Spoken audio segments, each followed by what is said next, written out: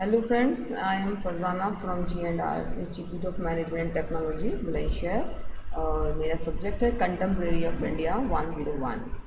तो इस जो मैं आपको स्टार्ट कर रही हूँ ये मेरा फर्स्ट यूनिट है। फर्स्ट यूनिट को डिवाइड किया गया है 3 टॉपिक्स पर, वैदिक एंड बौद्ध और मध्यकालीन। तो सबसे पहले हम डिस्कस करते हैं वैदिक काल से। तो जो वैदिक पीरियड रहा है, वैदिक पीरियड 2500 से 500 ईसा पूर्व तक के काल को वैदिक काल कहा जाता है। जो सबसे ज़्यादा जो वर्चस्व रहा है, सबसे ज़्यादा जो इस पीरियड में वर्चस्व रहा वो इन्हीं इस 2500 से 500 ईसा पूर्व तक ही वेदों का वर्चस्व सबसे ज़्यादा रहा। वैदिक काल की अगर बात की जाए तो वैदिक काल वैसे तो कहा जाता है वेदों काल में वेदों की शिक्षा दी जाती थी, बट अगर इसके जो मीनिंग है उसको भी 2 पोर्शन में, एक संकुचित था एक व्यापक था, उसके बारे में भी हम आगे डिस्कस करते हैं। तो शिक्षा का जो मेन अर्थ है इसमें ज्ञान, विद्या, विनय और अनुशासन के पर्याय रूप में किया जाता था। यानी जो शिक्षा का अर्थ मेन माना जाता था वो क्या था? ज्ञान, विद्या, विनय व अनुशासन, इसको माना जाता था।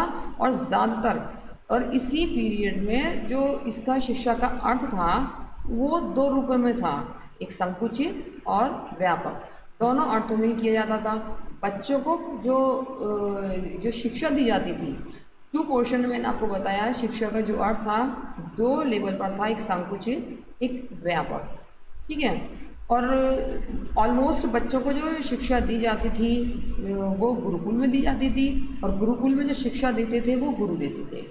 तो परिवार में विद्यारंभ संस्कार और गुरुकुल में उपनयन संस्कार, जिसके बारे में हम अभी आगे डिस्कस करेंगे। और एक चीज़ मैं आपको बताना चाहूँगी कि शिक्षा का जो माध्यम था वो संस्कृत था। तो फिलहाल अभी हम बात करते हैं वैदिक शिक्षा प्रणाली के मुख्य अभिलक्षण। तो फर्स्ट है हमारा शिक्षा का प्रशासन एवं वित्त। अगर हम शिक्षा के प्रशासन एवं वित्त की बात करें तो शिक्षा, उस समय जो शिक्षा थी वो पूरी तरह से गुरुओं के इंडिविजुअली, उनके पर्सनली उनके कंट्रोल में थी। यानी पूरा जो कंट्रोल था उस पर गुरुओं का था, ठीक है। जो शिक्षा का प्रशासन और वित्त है उसको भी 3 टॉपिक्स में हमने डिवाइड किया गया है। हमने मीन्स जो मतलब सब्जेक्ट कहता है, जो बुक कहती है, जिस सिलेबस में है वो 3 पोर्शन में इसको डिवाइड है। राज्य के नियंत्रण से मुक्त, निःशुल्क शिक्षा, आय के स्रोत, ठीक है, जिसमें आय के स्रोत मेन बताए गए थे दान, भिक्षा और गुरु दक्षिणा। तो राज्य के नियंत्रण से मुक्त मैंने आपको फर्स्टली बताया कि राज्य में जो थी उस समय शिक्षा पूरी तरह से जो थे, जो टीचर्स थे यानी जो गुरु थे उनके पर्सनली उनके कंट्रोल में थी। उस टाइम जो टीचर्स थे वैदिक काल में उसमें उनको गुरु कहा जाता था। सेकेंड है हमारा निःशुल्क शिक्षा। निःशुल्क शिक्षा से तात्पर्य है शिक्षकों जो स्टूडेंट्स थे उनके रहने की, उनके खाने पीने का जो भी अरेंजमेंट था उसकी रेस्पॉन्सिबिलिटी गुरु पर थी। यानी वो टीचर्स जो गुरु कहलाते थे वो स्वयं करते थे, ठीक है। शिष्य गुरुओं को अपनी अपनी एबिलिटी के अकॉर्डिंग, अपनी जितने वो अफोर्ड कर सकते थे उस सामर्थ्य के अनुसार गुरु दक्षिणा ज़रूर देते थे। जैसे कि मैंने आपको भी 3rd टॉपिक में बताया है, ठीक है। आगे बात करते हैं। नेक्स्ट एंड लास्ट टॉपिक था आय के आय के स्रोत। जो आय के स्रोत थे वो थे दान, शिक्षा और गुरु दक्षिणा। तो जो समय महाराजा, उस समय जो थे महाराजा, राजा और जितने भी सोसाइटी में जितने भी रिचेस्ट जो कैटेगरीज थी वो अपने चॉइस से, वो अपनी मर्जी से, अपनी इच्छा के अनुसार गुरुकुलों में दान दिया करते थे। दान में क्या दिया करते थे? भूमि दे दी, कपड़े दे दिए, यूटेंसिल्स बर्तन दे दिए, मनी दे दी, ये जो भी कुछ वो होता था वो उनको दान करते थे। पशु भी इसमें किया करते थे। तो जो गुरुकुल थे उसमें डेली की जो नीड्स थी वो जो है समाज से नित्य भिक्षा मांग कर लाते थे शिष्य, वो इस तरीके से पूरा करते थे। और इन गुरुकुलों की आय का तीसरा जो स्रोत था वो था गुरु दक्षिणा, जिसमें जब शिष्य अपनी शिक्षा समाप्त कर लेता था तो गुरुओं को अपनी सामर्थ्य के अनुसार जितना वो अफोर्ड कर सकता था उसी के अकॉर्डिंग गुरु दक्षिणा देते थे। अच्छा, गुरु दक्षिणा जो क्या होता है, जैसे कि आज के टाइम में हम लोग जानते हैं कि जैसे हम लोग ट्यूशन पढ़ाते हैं या ट्यूशन पढ़ते हैं तो उसके लिए हमें मंथली कोई पेमेंट करना होता है, दैट्स ए गुरु दक्षिणा, और वो टीचर्स को ही दी जाती है, इसलिए वो गुरु दक्षिणा कहलाती थी। तो वो ऐसा नहीं था, गुरु अपनी जो शिष्य थे वो गुरुओं को जब शिष्य अपनी एजुकेशन उनसे अटेन करते थे तो वो अपनी चॉइस के अकॉर्डिंग उनको कुछ भी दे दिया करते थे। गुरु दक्षिणा में जैसे कि भूमि है, पशु है, अन्न है, वस्त्र है, बर्तन है या मनी, ये उनको देते थे। ये गुरु दक्षिणा में ही उनको प्रोवाइड करते थे। किसको? गुरुओं को, जो शिष्य अपनी शिक्षा पूरी होने के बाद देते थे। सॉरी। अब हम बात करते हैं शिक्षा की संरचना एवं संगठन। तो शिक्षा की संरचना की अगर बात की जाए तो शिक्षा की संरचना यानी स्ट्रक्चर एंड ऑर्गेनाइजेशन, उसको 2 लेवल पर 2 कैटेगरीज में डिवाइड किया गया। फर्स्ट था प्राइमरी लेवल और सेकंड था हाई लेवल, यानी प्राथमिक शिक्षा स्तर और उच्च शिक्षा स्तर। प्राथमिक शिक्षा स्तर पर जो था विद्यारंभ संस्कार होता था, जो शिक्षा प्राथमिक शिक्षा पर मतलब प्राथमिक जो शिक्षा स्तर था उसमें विद्यारंभ संस्कार होता था और उच्च शिक्षा स्तर पर उपनयन संस्कार होता था। तो मैं आपको बता दूं, इसमें जो संरचना थी शिक्षा की उसको 2 पोर्शन में, प्राथमिक और उच्च, सिर्फ इन 2 टॉपिक्स में, इन 2 लेवल पर ही, 2 स्तर पर ही इसको डिवाइड किया गया था। प्राथमिक शिक्षा के पर तो विद्यारंभ और उच्च शिक्षा पर उपनयन। तो जो बच्चों को परिवार में जो विद्यारंभ संस्कार जो था वो परिवार में होता था और गुरुकुल में उपनयन संस्कार किया जाता था। अब हम बात करते हैं विद्यारंभ संस्कार में क्या होता था। तो जब बच्चे की आयु 5 वर्ष की हो जाती थी, वो 5 वर्ष का हो जाता था, तो परिवार के लोग, परिवार के कुल पुरोहित जो मतलब उनके यहाँ चले आ रहे हैं, उन्हीं पुरोहित के द्वारा बच्चे को नहला धुलाकर, स्नान कराकर नए कपड़े पहनाए जाते थे और एक नया कपड़ा बिछाकर उस पर चावल बिछाकर वेद और मंत्रों द्वारा चावलों से वर्णमाला के अक्षर बनाए जाते थे। फिर पुरोहित के आशीर्वाद के बाद उनकी नियमित शिक्षा शुरू की जाती थी। ठीक है, ये था विद्यारंभ संस्कार। अब बात करते हैं उपनयन संस्कार। उपनयन संस्कार जो है ये 8 से 12 वर्ष की आयु में बच्चों की इस अवस्था में, 8 से 12 वर्ष की अवस्था में इसका स्टार्टिंग होती थी और इसमें जो है स्टूडेंट्स द्रविश कहलाते थे। गुरु के द्वारा जो सर्वप्रथम बच्चों को घर के वस्त्र उतार कर, क्योंकि मैंने आपको बताया विद्यारंभ संस्कार जो है परिवार में होता था, जो पुरोहित होते थे वो कराते थे, और उपनयन संस्कार 8 से 12 वर्ष की आयु में गुरु के द्वारा सबसे पहले बच्चों को घर के वस्त्र, जो घर के कपड़े पहने होते थे उनको उतारवाया जाता था। उनको उतारकर ब्रह्मचारी वस्त्र पहनाए जाते थे।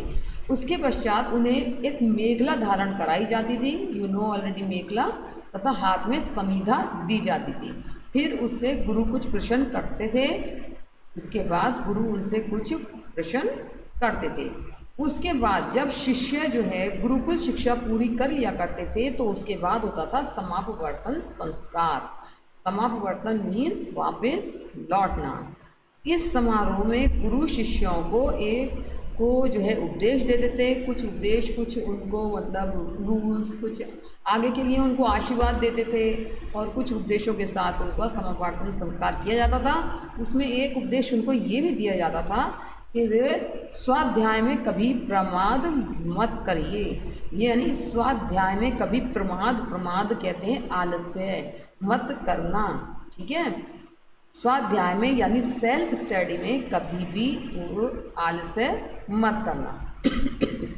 इसका अर्थ ये होता था कि उस काल में जीवन भर स्वाध्याय द्वारा ज्ञानोपार्जन किया जाता था। यानी जितनी भी उनकी होल लाइफ होती थी, वो जीवन उनका जो भी उनकी लाइफ थी उसमें वो जितना भी नॉलेज अटेन करते थे, जितनी भी नॉलेज गेन करते थे, वो स्वाध्याय द्वारा ही की जाती थी।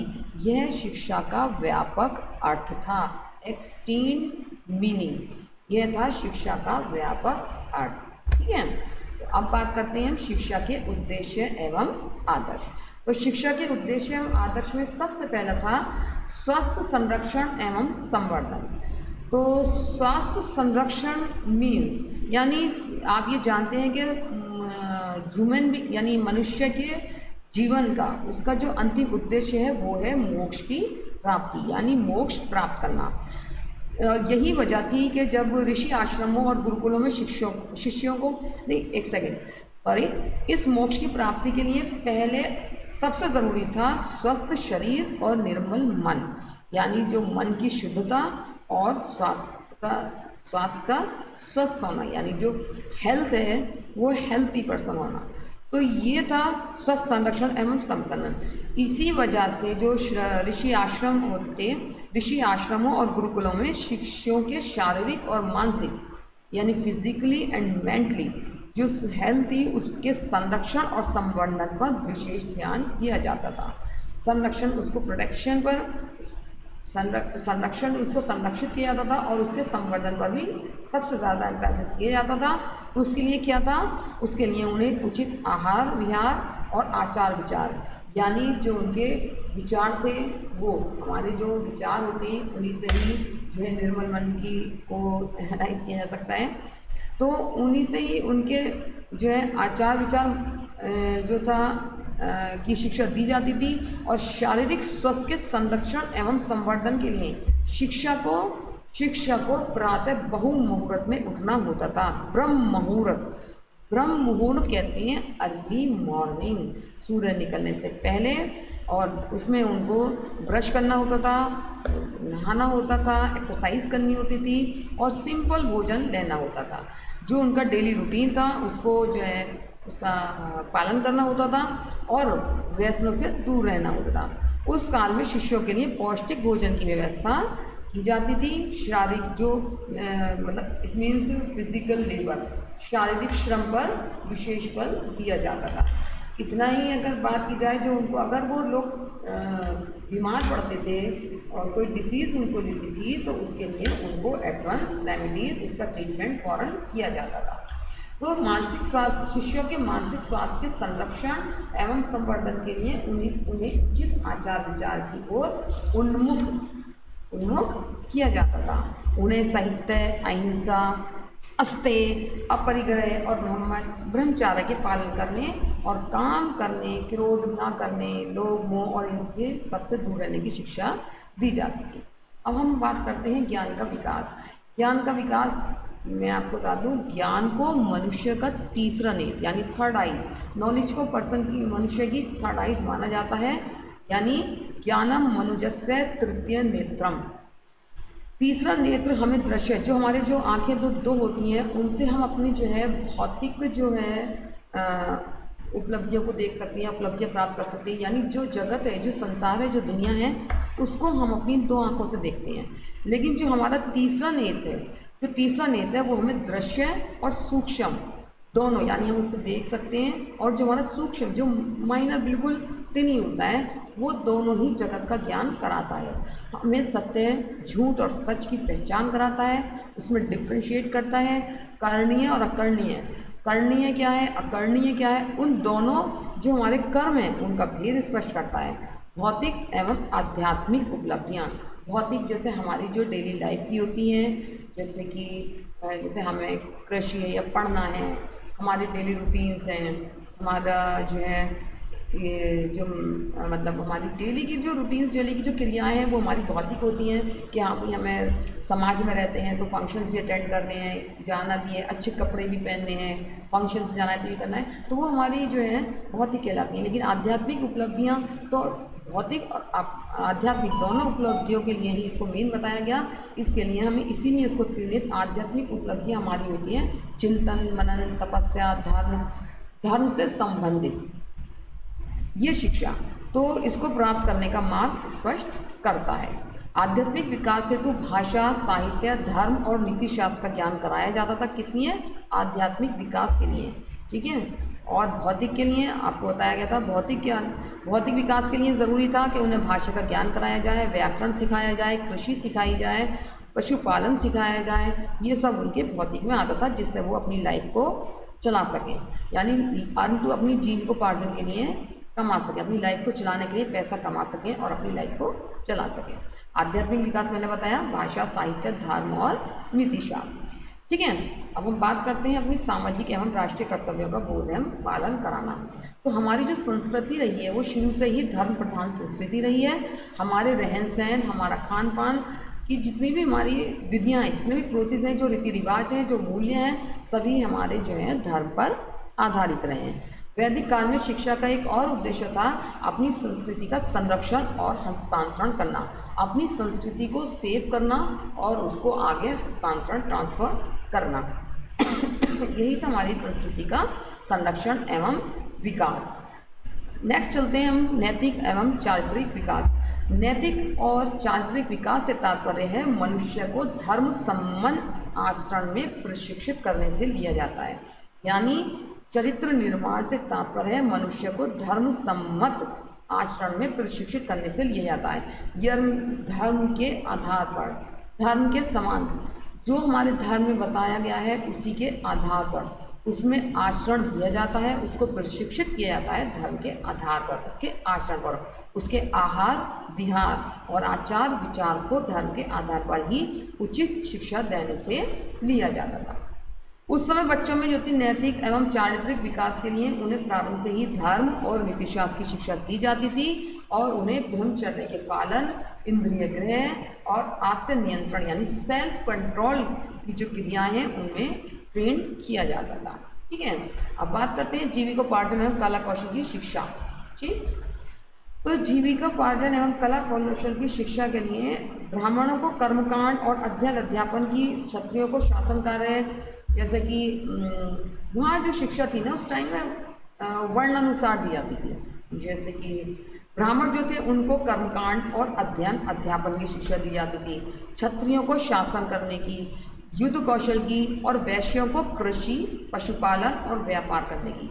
वर्ण यानी वर्णानुसार कहते हैं, कैटेगरी वाइज जो शिक्षा दी जाती थी वो कैटेगरी वाइज, जैसे कि मैंने बताया ब्राह्मणों को कर्मकांड और अध्ययन अध्यापन की यानी स्टडी करना और पढ़ाना, क्षत्रियों को शासन कार्य और युद्ध कौशल की, ठीक है, और वैश्य जो होते थे वैश्यों को कृषि, पशुपालन एवं व्यापार की। चिकित्सा विज्ञान की जो शिक्षा थी यानी मेडिकल साइंस की जो शिक्षा थी इन तीनों वर्ण के बच्चे ले सकते थे। ये तीनों ही कैटेगरीज में कॉमन की गई थी।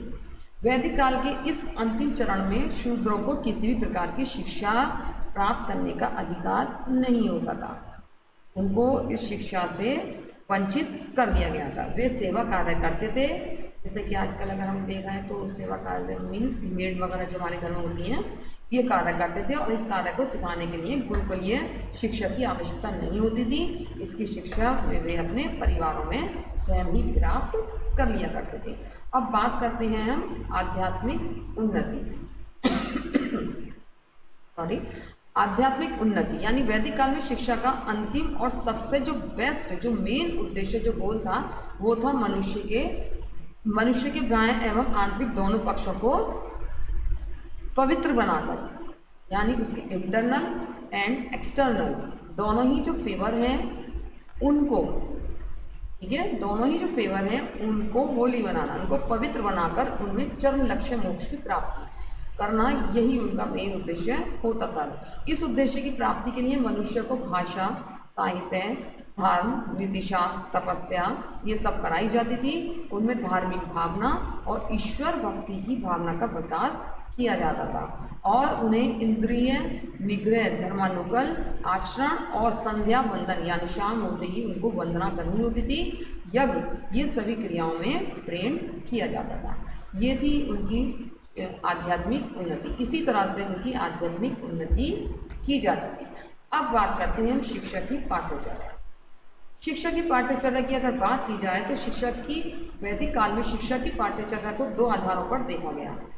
उसमें से एक तो फर्स्ट जो आधार था वो था उसका एक स्तरों के आधार पर, दूसरे उसकी प्रतिक्रिया यानी फर्स्ट वाला जो लेवल था एक उसके स्तर के बेसिस पर था, यानी प्राथमिक में उच्च शिक्षा। स्तर कितने बताए थे हमने आपको? बताए थे 2 स्तर।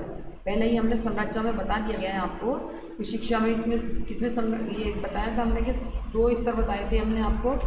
किसमें बताए थे? संरचना में बताए थे ना, प्राथमिक और उच्च। इसी तरीके से जो शिक्षा की पाठ्यचर्या है तो फर्स्ट जो लेवल था 2 पोर्शन में डिवाइड किया गया, प्राथमिक में उच्च शिक्षा के आधार पर और दूसरा किया गया प्रकृति के आधार पर। तो प्राथमिक और उच्च शिक्षा के आधार पर, उसके स्तर के आधार पर प्राथमिक शिक्षा की पाठ्यचर्या क्या थी?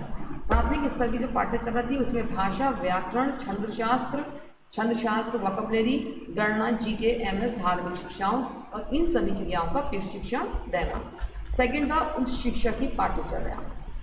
उच्च शिक्षा की पाठ्यचर्या को 2 पोर्शन में डिवाइड किया गया। फर्स्ट था हमारी सामान्य शिक्षा जिसमें संस्कृत, व्याकरण, धर्म व नीतिशास्त्र की शिक्षा दी जाती थी और सेकंड था हमारी विशिष्ट सामान्य, कॉमन, विशिष्ट, स्पेशल। स्पेशल एजुकेशन में ज्योतिषी थी, आयुर्विज्ञान था, सैनिक शिक्षा थी, कृषि, पशुपालन, भूगर्भ शास्त्र और राजनीति शास्त्र। ये थे उस शिक्षा की सिलेबस, यानी पाठ्यचर्या कहते हैं, सिलेबस एंड करिकुलम। अब हम बात करते हैं, मैंने आपको बताया था पाठ्यचर्या को 2 पोर्शन में डिवाइड किया गया, प्राथमिक और यानी स्तर के आधार पर। स्तर कौन कौन से थे? प्राथमिक और उच्च। दूसरा था प्रकृति के आधार पर। प्रकृति के आधार पर कितने थे? अपरा और परा। अपरा कहते हैं भौतिक, भौतिक पाठ्यचर्या जो हमारी डेली रूटीन में होता है, जैसे कि अंकशास्त्र, कृषि, पशुपालन, कला, संगीत, नृत्य, कटाई, बुनाई, सर्प शिक्षा, सफाई, तर्क शिक्षा और ज्योतिष विद्या। परा में होता है हमारा आध्यात्मिक मेडिटेशन पाठ्यचर्या। इसमें था हमारा वैदिक साहित्य, ईश्वर भक्ति, संध्या वंदन, यज्ञादि यानी यज्ञ जो क्रियाएं थी वो शिक्षा इसमें दी जाती थी। अब बात करते हैं शिक्षण विधियाँ। शिक्षण विधियाँ जो थी हमारी, शिक्षण विधियाँ में सबसे फर्स्ट था अनुकरण, आवृत्ति एवं कंठस्थ विधि। अनुकरण आवरण यानी गुरु शिष्य के सामने वेद मंत्रों का उच्चारण करते थे, शिष्य उनका अनुकरण करते थे और उन्हें बार बार उच्चारित करते थे। इस प्रकार उन्हें कंठस्थ कराते थे, यानी लर्न बाय हार्ट, फॉलो करना और लर्न बाय हार्ट। नेक्स्ट था हमारा व्याख्या एवं दृष्टांत विधि। व्याख्या का मतलब इसमें यह था शिष्यों को व्याकरण का कोई नियम अथवा वेदों का कोई मंत्र कंठस्थ कराने के बाद गुरु उनकी व्याख्या कराते थे। टीचर जो थे शिष्यों टीचर्स जो थे वो बच्चों को कोई भी स्लोगन्स था, कोई भी कोटेशंस थी, कोई भी सुक्ति उनको अच्छे से लर्न कराने के बाद उसको एक्सप्लेन करते थे। तो ये हमारी कहलाती थी व्याख्या एवं दृष्टांत। लेकिन उसका अर्थ एवं भाव स्पष्ट करते थे और उसके अर्थ एवं भाव स्पष्ट करने के लिए उपमा, रूपक और दृष्टांत, जिसे आप जानते हैं फिगर ऑफ स्पीच जिसे कहते हैं, जिसे ग्रामर में आपने पढ़ के आए होंगे। अलंकार जो होते हैं, उपमा अलंकार, रूपक अलंकार और ये दृष्टांतों का यानी उदाहरणों का उपयोग करते थे। ठीक है। नेक्स्ट है हमारा कथन प्रदर्शन अभ्यास विधि। कथन प्रदर्शन अभ्यास विधि में वैदिक काल में कृषि, पशुपालन, कला कौशल, सैनिक यानी सैनिक शिक्षा, आयुर्विज्ञान, ये सब क्रिया प्रधान विषयों की शिक्षा दी जाती थी। कथन प्रदर्शन और अभ्यास विधि से दी जाती थी। कथन इसलिए क्या, स्टेटमेंट पेपर गुरु सबसे पहले संपादन की विधि बताते थे और फिर उसे स्वयं करके दिखाते थे। संपादन यानी उसको जो भी कुछ उन्हें बताना होता था पहले वो उसको खुद करते थे। उसको बच्चे को दिया कि हाँ भाई आपको ये करना है, उसको देने से जब उसको दे दिया करते थे वो खुद उसको पहले करके दिखाते थे। शिष्य उनका अनुकरण कर लिया करता था और क्रिया का अभ्यास करता था, धीरे धीरे उसमें दक्षता प्राप्त कर लिया करता था। नेक्स्ट बात करते हैं प्रश्नोत्तर वाद विवाद नेक्स्ट है हमारा तर्क विधि। तर्क विधि में हम बात करते हैं तर्कशास्त्र जैसे विषयों के शिक्षण के लिए तर्क विधि का सबसे ज़्यादा विकास हुआ, सबसे ज़्यादा डेवलप हुई ये विधि। इस समय विधि के 5 पद थे: प्रतिज्ञा, हेतु, उदाहरण, अनुप्रयोग और निगमन। ठीक है। फिर है आपकी कहानी विधि। कहानी विधि में जो आचार्य विष्णु शर्मा ने राजकुमारों की नीति की शिक्षा, सबसे पहले मैं आपको बता दूं जो वैदिक काल था उसमें आचार्य विष्णु शर्मा जी जो थे उन्होंने राजकुमार, उस समय में नहीं थे लेकिन उस समय के लिए उन्होंने कहा है कि राजकुमारों को नीति की शिक्षा देने के लिए कहानियों की रचना की जाती थी। यानी जब राजकुमारों को शिक्षा दी जाती थी तो उन्हें किसी की ऐसी मोटिवेशनल कहानी, स्टोरीज उनको बताई जाती थी जिससे वो इंस्पायर होती थी, यानी उनके थ्रू उनको शिक्षा देना, यही थी। अब उसके से रिलेटेड जब होता था तो आचार्य शिष्यों से प्रश्न पूछते थे और इन क्वेश्चंस में लास्ट क्वेश्चन यह होता था कि इस कहानी से आपको क्या शिक्षा मिलती है, जो कि हम आजकल कुछ अपनी स्टोरीज में देखते हैं। ठीक है। अब बात करते हैं, नेक्स्ट है हमारा प्रश्नोत्तर वाद विवाद। प्रश्नोत्तर वाद विवाद में व्याख्या, जो गुरु हैं वो उपदेश देते थे, व्याख्या देते थे और शिष्य बिल्कुल साइलेंटली उनको सुनते थे। ठीक। वो शिष्य अपनी शंका प्रस्तुत करते थे, गुरु उनका समाधान करते थे। उच्च शिक्षा में, ये तो था प्राइमरी में, उच्च शिक्षा में क्या करते थे, उच्च स्तर के शिक्षकों स्टूडेंट से हायर लेवल के वो गुरुओं के बीच जो है वाद विवाद, जैसे आज हम जानते हैं ग्रुप डिस्कशन है या डिबेट है, उसके बिहाफ पर उसके थ्रू उनको शिक्षा देते थे। जो ज़्यादा मतलब गुण विषय होते या जो टिपिकल विषय होते थे उन पर चर्चा के लिए उनके साथ अधिकारी विद्वानों के सम्मेलन भी बुलाए जाते थे, जस्ट लाइक ए सेमिनार। ठीक है। नेक्स्ट हमारा श्रवण मनन विधि। इसमें क्या था, इस काल में गुरु जो भी व्याख्या करते थे वेद मंत्रों, जो भी व्याख्या करते थे वेद मंत्रों आदि की, यानी आपको पहले ही बताया कि इसमें वेद मंत्रों की शिक्षा दी जाती थी, उनकी व्याख्या करते थे। धर्म दर्शन एवं अन्य विषयों के संबंध में जो कुछ भी जानकारी वो देते थे, शिष्य उसको ध्यानपूर्वक सुनते थे। उसके बाद उस पर मनन करते थे, यानी मेडिटेशन, सोचते थे उसको, उसके बाद उसमें सोचते थे। मनन यानी मन में उसको रियलाइज़ करना, मन से सुनना, मन से रियलाइज़ करना, उसके बाद उस पर चिंतन करते थे। और जो सत्य होता था, जो स्टेटमेंट सत्य होता था, उसको पकड़ में आता था, उस पर नियमित रूप से अभ्यास करते थे, यानी जो ट्रुथ उसमें से निकाल कर लाते थे, तो सत्य उसमें से आता था, उस पर रेगुलर उस पर प्रैक्टिस की जाती थी। यानी नित्या निधिध्यासन, जिसे मैंने आपको बताया, श्रवण मनन निधिध्यासन। श्रवण यानी सुनना, मनन यानी चिंतन करना, सोच के उस पर चिंतन करके स्टेटमेंट, ट्रू स्टेटमेंट निकालना, और जब ट्रू स्टेटमेंट निकल जाता था तो उस पर वो उसको प्रैक्टिस में लाते थे, जिसे कहा गया है निधिध्यासन। ठीक है स्टूडेंट्स, तो आज हम स्टूडेंट्स अपनी जो ये टॉपिक है वो यहीं शिक्षण वीडियो पर लास्ट करते हैं। नेक्स्ट टॉपिक हम इसके आगे का एक्सटेंडली इसको कंटिन्यू करेंगे हम अपने नेक्स्ट लेक्चर में। तब तक के लिए गुड बाय, ओके बाय। अगर आपको चैनल अच्छा लगता है, आपको कुछ अच्छा लगा, तो प्लीज़ इसको सब्सक्राइब करें, इसको शेयर करें। Okay, good bye all of you.